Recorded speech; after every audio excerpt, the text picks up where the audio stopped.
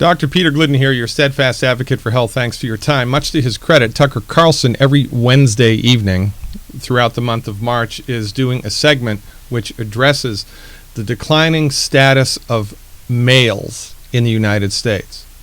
Male behavior is becoming demonized, and men, quite frankly, are becoming sidelined and feminized, and it's a problem. And very few people are talking about it, so my hat goes off to Mr. Carlson.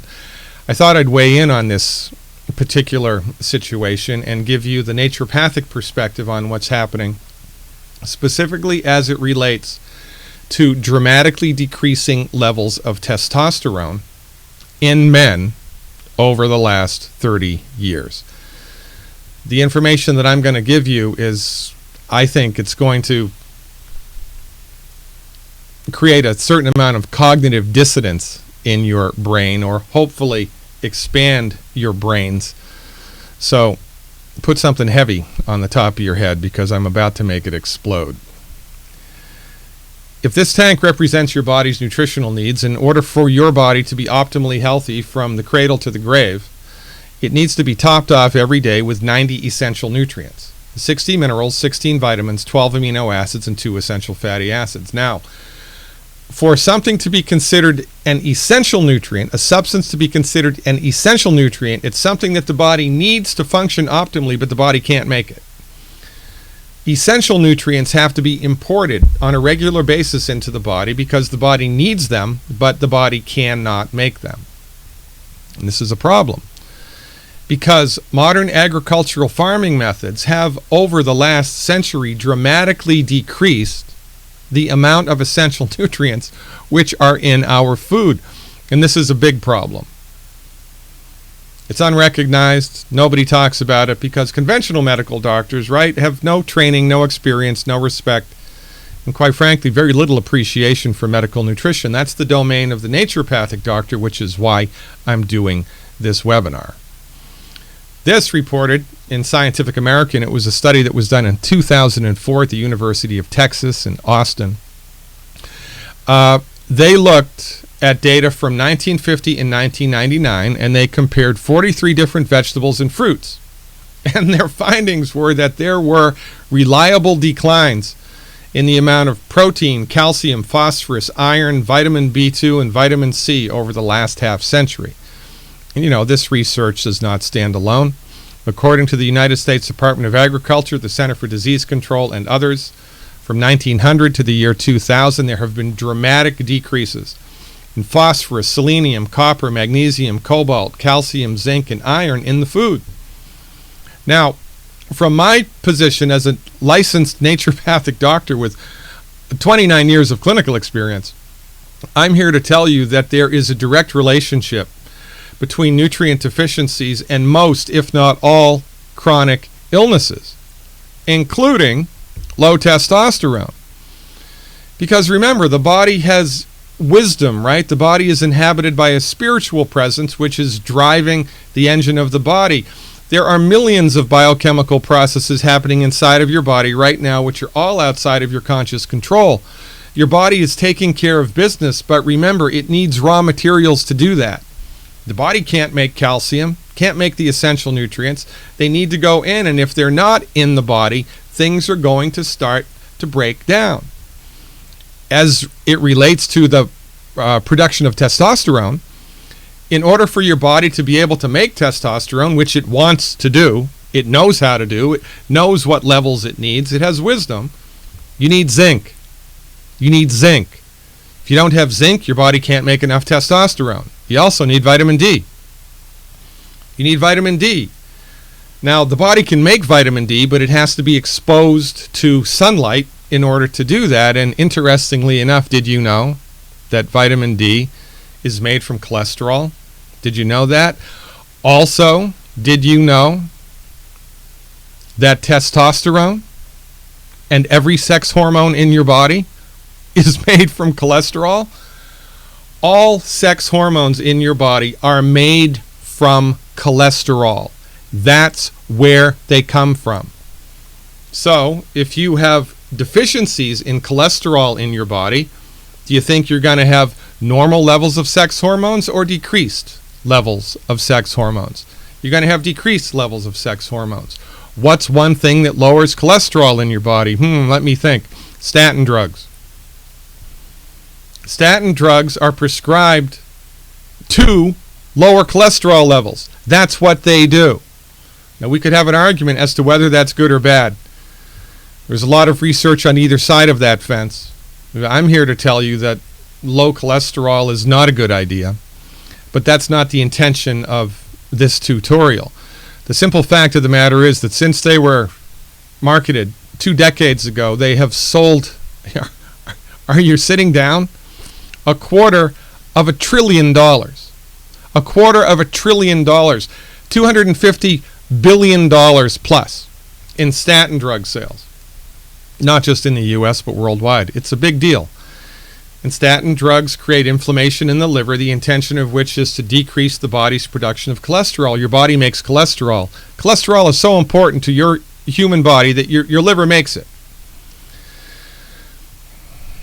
Now, if you drive cholesterol levels into the ditch with statin drugs and fat-free diets, which everybody has been doing here in the United States, well, for the last, 30 years, more or less, you're going to drive cholesterol levels down. And when you drive cholesterol levels down, you must see a concomitant reduction in the amount of testosterone that the human body is able to make. Period. And that's what's happening. Fat-free diets and statin drugs, nutrient deficiencies are driving cholesterol levels into the ditch, and testosterone levels come along for the ride. Now, just when you thought it was safe to go out and play in nature, well, not so much. There are a whole family of environmental toxins which are present everywhere all the time now, called endocrine disruptors. And when these man-made chemicals find entry into the human body, they have many different reactions inside of the body. Endocrine disruptor toxins, which find their way into the body, impede and change the way that the body manufactures its hormones. They're called gender bender chemicals, believe it or not. Here's the short list. Bisphenol A is found in plastic water bottles, right? It's an endocrine disruptor. It changes the way that the body makes hormones. Methoxychlor is an insecticide. It induces changes in male mice. Induces changes in male mice, which will persist for 4 generations after the initial exposure. Bovine growth hormone is estrogen mimicking. So when you consume a dairy product which has bovine growth hormone added to it, it tricks your body into having elevated, well, it actually doesn't trick your body, but you have elevated levels of estrogen in your body. And when it comes to hormones, it's all about the balance. So when you eat food which increases the levels of estrogen in your body, guess what's going to happen if you're a man? Unfermented soy does the same thing. Fluoride, which is abundant in public water supplies all across this country, has been proven to decrease fertility and to lower sperm counts. And there's a crazy little chemical called nonylphenol ethoxylate. Say that 10 times fast. It's, again, estrogen mimicking. And interestingly enough, in the European Union, they have found changes in male fish, that male fish are now starting to generate eggs in their bodies instead of sperm because of exposure to estrogen mimicking chemicals in the water. So, exposure to gender bender toxic chemicals in the environment decrease your levels of testosterone. Attention deficit disorder with hyperactivity is also on the rise. Interestingly enough, males are 3 times at risk for being diagnosed with ADD or ADHD. Now, there's a conversation that's happening now in the scientific community that males diagnosed with attention deficit disorder don't really have attention deficit disorder. They're misdiagnosed, and not being able to focus the same way that girls can focus in a male is just normal. Because males are they're hunters. And, if you're hunting animals in the wild, then a kind of a short attention span will benefit you. And if you look at the incidence of attention deficit diagnoses over the last decade, the increase is dramatic. There's been a 42% increase in the diagnosis of ADHD over the past 8 years, and this begs the question, well, perhaps we're jumping to conclusions too quickly and diagnosing kids with something that they don't have. Nonetheless, millions of children and adolescents and now adults regularly take prescription medications for attention deficit disorder and attention deficit hyperactive disorder. Adderall sales in the U.S. in 2013, just in the U.S., this is just one ADHD drug, $727,892,000 in 2013. Adderall is everywhere all of the time now, and this would not be a problem, except, according to the British Journal of Pharmacology, Adderall decreases testosterone levels. So now we have all of these kids, perhaps incorrectly, being diagnosed with ADHD. But even if they're correctly diagnosed with this condition, they're given Adderall. And what does Adderall do? Decreases levels of testosterone. This is a big bad voodoo daddy, ladies and gentlemen. When you put all these things together, it really is easy to understand. As time has gone by here, there has been a dramatic decrease in testosterone precursors in the human body. Not enough cholesterol because of statin drugs and fat-free diets, not enough zinc, not enough vitamin D. It's a problem.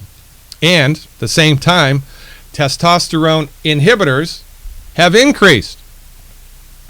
Gender bender, environmental toxins, dramatic increase in ADD and ADHD diagnosis and ADD and ADHD drugs, and the use of glyphosate. Also, I didn't mention this before, glyphosate is an herbicide.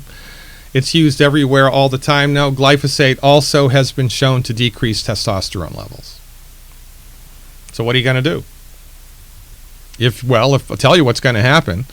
If you are a little boy growing up in the last, let's say, 20 years, the chances are that because of all of these factors, your testosterone levels are going to be dramatically lower than they should be, and dramatically lower than those of your parents or grandparents generations before you, and this is going to lead to the demasculinization of the male.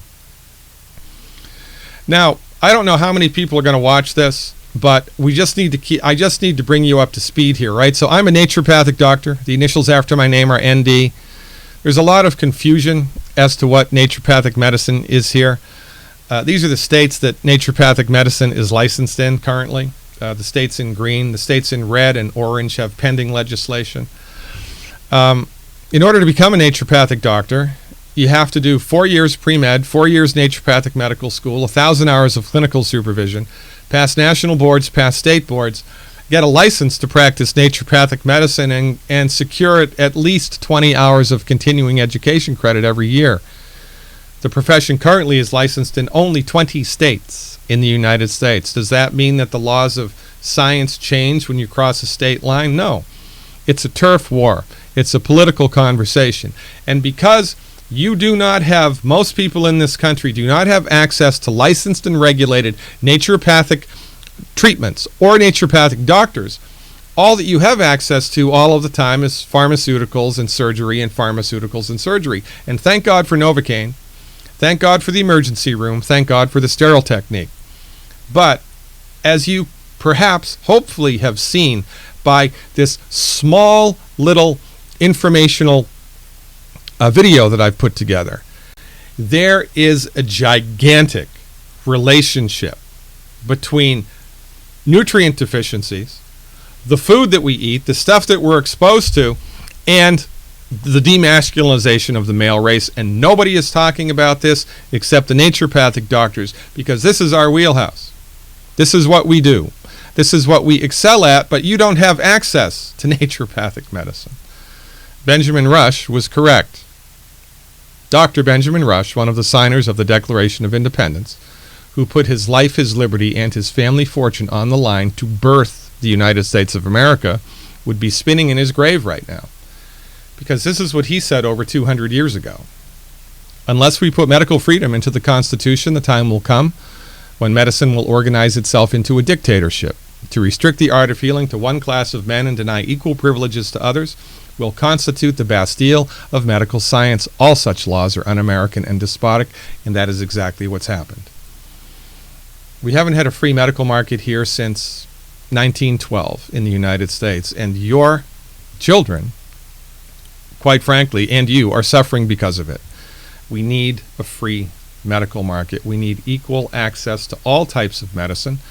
Your insurance needs to pay for naturopathic medicine, chiropractic medicine, homeopathic medicine, Ayurvedic medicine, traditional Chinese medicine, acupuncture, the same way that it does for conventional MD-directed allopathic medicine. Research institutions around the country need to be encouraged to research holistic medical therapeutics the same way that they research reductionistic allopathic therapeutics. This is only going to happen inside of a free medical market. And if anybody could get that done, it's President Trump. So, spread this message if you found it worthwhile. And if you didn't find it worthwhile, I really don't know what's wrong with you, quite frankly. Here's my social media stuff. You can follow me. This is, again, the tip of the iceberg for the information that you need to know in order to get your body into the game of healing. Again, thanks for your time. I am your steadfast advocate for health, Dr. Peter Glidden. God willing and the creek don't rise, I'll see you around campus.